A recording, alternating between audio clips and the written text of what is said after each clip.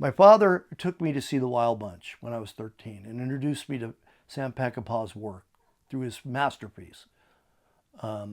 15 years later, he introduced me to Sam himself, and how that came about was Sam's son, Matthew, joined the Marines when he was 18. He was a lost kid looking for structure in his life, and that's what my dad had done. So he took Matthew under his wing, and I would come home to visit my parents, and there would be Matthew hanging out with my dad.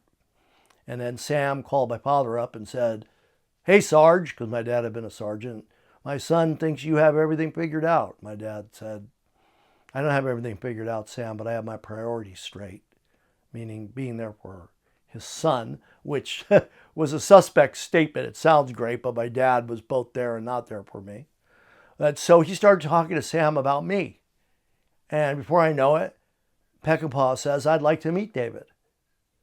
So I was working in a wallpaper store, hanging wallpaper samples and writing plays. And I rushed over to Gower Studios where Sam Peckinpah was prepping his last movie, The Osprey Weekend, and sat down for 2 hours and talked with him. And it was remarkable.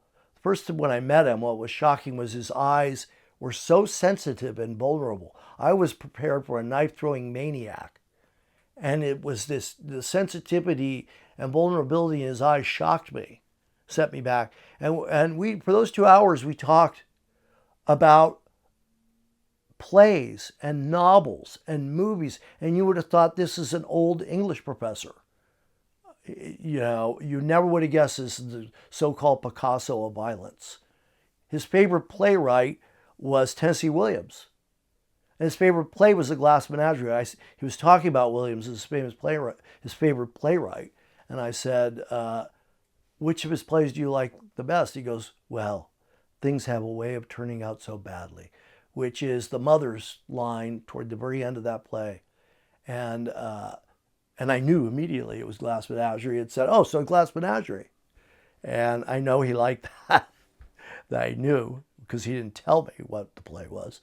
And then almost under his breath at the end of the meeting, he invited me to go to watch Osprey Weekend be shot, which was an amazing experience. There were no video villages in those days. The director sat next to the camera and would have to talk to the DP after the shot about what they saw through the viewfinder. And this camera operator was panning with the actors as they walked across the stage. And when Sam said cut, he looked at the operator right away and said, "You were late on that, weren't you?"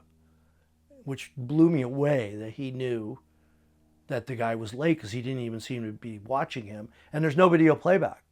That's old style master filmmaking by a great director. And I think Peckinpah became probably my most profound mentor, because I didn't know when I went to the Gower Studios that eventually I would write a biography on Peckinpah. That's because a friend of mine, Jesse Graham, who knew everybody, said, "You need to write this book. You know all the players." And so because Jesse egged me on, I did it. Studying his films profoundly affected all my writing, because he was an amazing writer.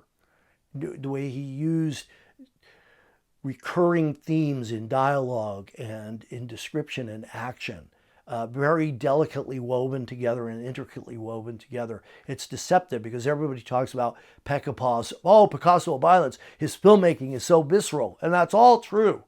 But the writing is really quite amazing and is really the foundation of Peckinpah's work.